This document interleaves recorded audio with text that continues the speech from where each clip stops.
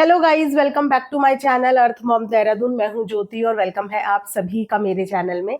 Channel में नए हैं तो मेक श्योर चैनल को सब्सक्राइब जरूर कीजिए। वीडियो पसंद आई तो लाइक भी करिए। कमेंट सेक्शन में कमेंट करके जरूर बताइए कि आप सबको मेरा वीडियो कैसा लगा। पिछले 2 दिन से मैंने आप लोगों को अनुराग से रिलेटेड कोई भी अपडेट यहाँ पे नहीं दी है। रीजन बिहाइंड कि थोड़ा सा मैं आउट ऑफ स्टेशन थी, इस वजह से मैं चीजें ठीक से मॉनिटर नहीं कर पाई। बट आज मेरे पास बहुत सारी अपडेट्स है आप सभी लोगों को देने के लिए। आप लोगों को वीडियो को बिना स्किप करे हुए एंड तक जरूर देना है। किस तरीके से अननेसेसरली रितिका को परेशान किया जा रहा है अनुराग के घर वालों के द्वारा, उस चीज के बारे में भी हम डिस्कशन करेंगे। क्योंकि भैया, जनता को जो दिखेगा जनता उस पर अपनी आवाज उठाएगी भी और अपनी बात बोलेगी भी। क्योंकि हमें बेसिकली सही भी दिखता है और गलत भी दिखता है और बोलना भी आता है, राइट। लेकिन वीडियो में आगे बढ़ने से पहले आप लोगों के साथ शेयर करना चाहूंगी मैं ये बहुत ही ब्यूटीफुल सा ड्रेस, जो कि गाइज मैंने बहुत ही रीजनेबल प्राइस पे लिया है।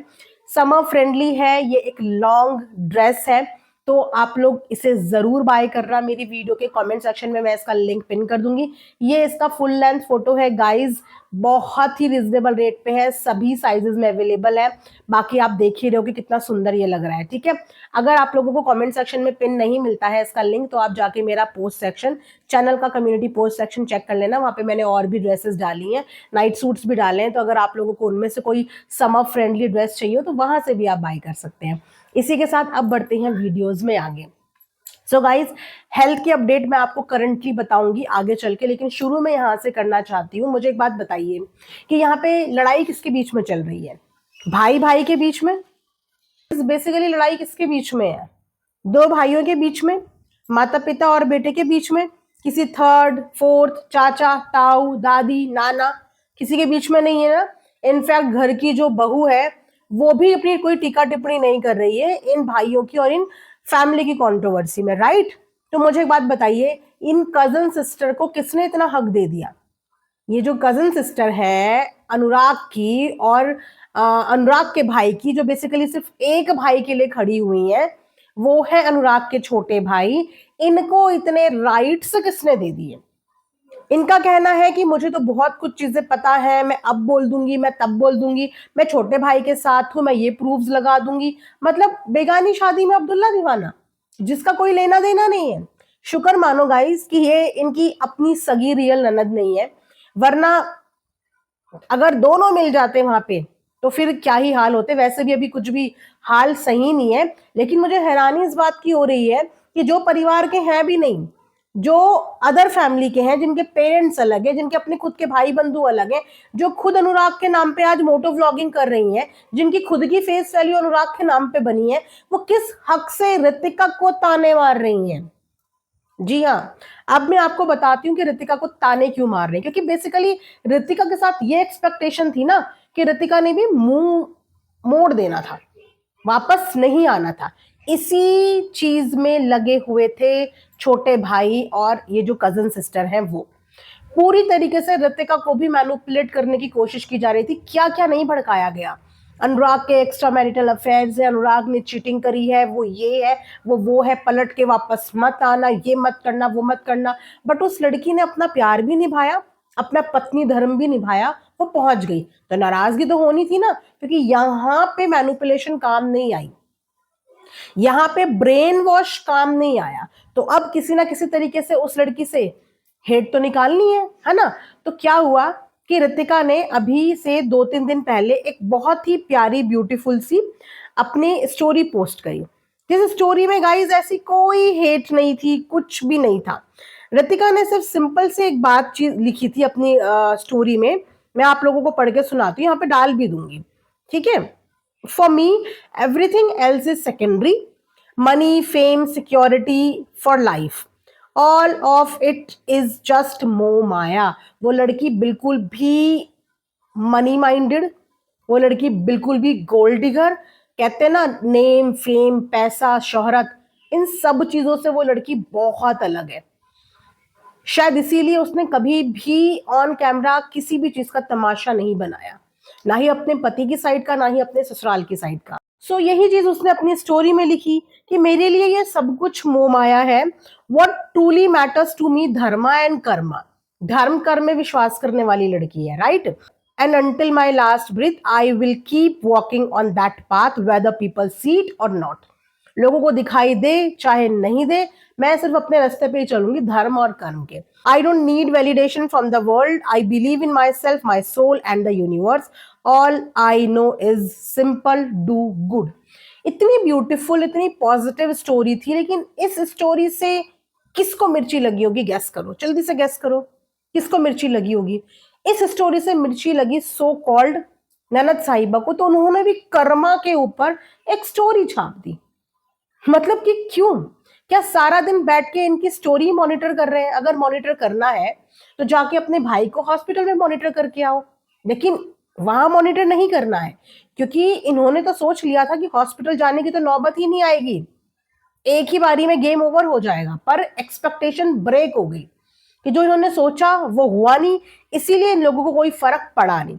लेकिन उसके बावजूद कब कौन क्या कैसे क्या पोस्ट कर रहा है उस पर बराबर रिएक्ट किया जा रहा है. ठीक है, फिर दोबारा से रितिका ने एक स्टोरी डाली जिसमें रितिका ने लिखा, from past few days what I analysed, not everything we see on social media is true. हम सोशल मीडिया पे जो भी चीजें देखते हैं वो सही नहीं होती. Social media is just a place where someone post and other reacts. Well, it's really true कि सोशल मीडिया वही जगह है जहां पे कोई पोस्ट करता है और बाकी के लोग उस चीज पे रिएक्ट करते हैं.